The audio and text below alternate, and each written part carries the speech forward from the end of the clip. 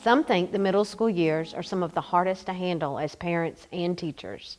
Then there are others, like myself, who would not want to spend their days with any other age group. I am so fortunate as head of middle school to be surrounded by a team of fellow teachers who feel the same as I do.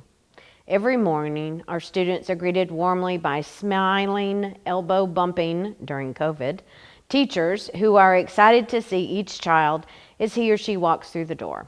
These simple acts of welcoming these students who are stuck in the most awkward phase of their development establishes that all-important connection that is essential before any sort of learning can take place. The definition of resilience is to recover quickly from difficulty. Middle schoolers are by nature resilient. Think about it.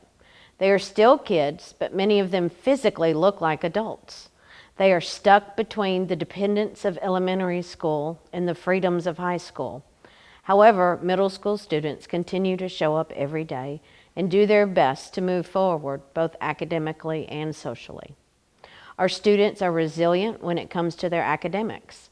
The transition from elementary to middle school is a big one. Students not only move up a grade level, which in and of itself makes the academic part of their lives more difficult, but then they also add a graded language course.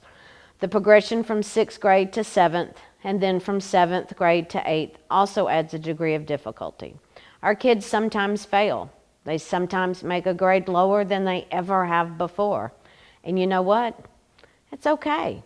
I tell parents and students all the time that middle school is all about being resilient.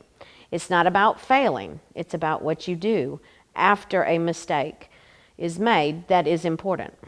We want our kids to pick themselves up with us standing beside them, cheering them on, dust themselves off, and move forward. During COVID, our students have had to be especially resilient when it comes to their academic lives.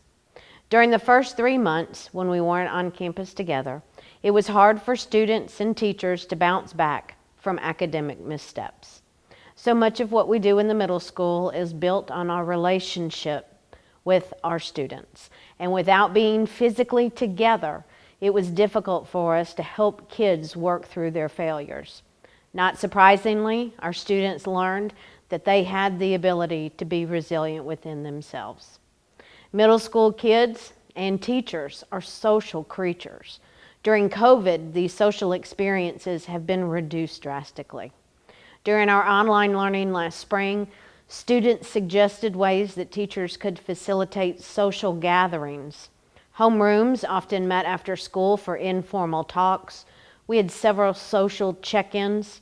It amazed me how resilient our students were, even when they were cut off from their friends and teachers. Now, some did in fact struggle. However, the vast majority of our kids found other avenues of meeting their social needs. Over the past year, I have learned so much about being resilient from my middle schoolers. They have shown all of us what is really important in life: family, friends, and enjoying the moment.